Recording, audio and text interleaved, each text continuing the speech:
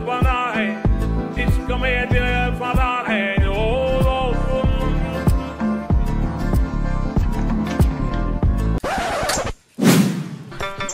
Hi, I am a TikToker. আর আমি YouTuber. Oh shit, YouTuber. আমি তো ভাবছিলাম একজন ইউটিউবার আসবে তার পাঁচটা পিছনে গার্লফ্রেন্ড নিয়ে চুলে কালার করে, আর তুই তো আসলি বিলের মতো দেখি। মামু তার আব্বা হিন্দা চোদম মহাবীর বাউলা তারা। হ্যাঁ, আমাদের ভাষার পিছনে গার্লফ্রেন্ড নিয়ে আর চুলের কাটিং করে আসাটাকে বলে ছাপড়ি। এক কথায় তোদের মতন টিকটকার। হেই, তুই আমাকে ইনসাল্ট করছিস। তুই আবার ইনসাল্টের কি বুঝিস? চল বসে কথা বলি।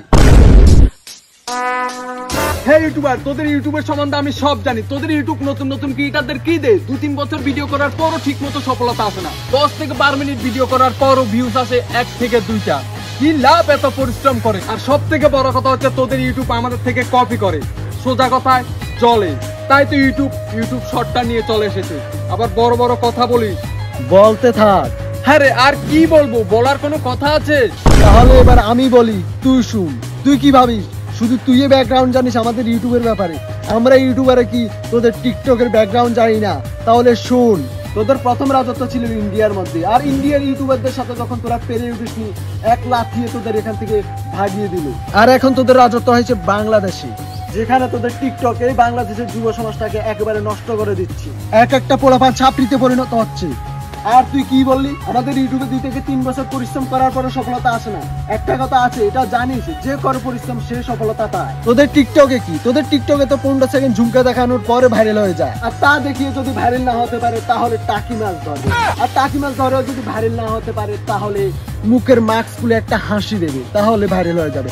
আর ওটার পরেও যদি ভাইরাল না হয় তাহলে বুড়া বেডিকে বিয়ে করে ফেলবে, তারপর হয়ে যাবে ভাইরাল।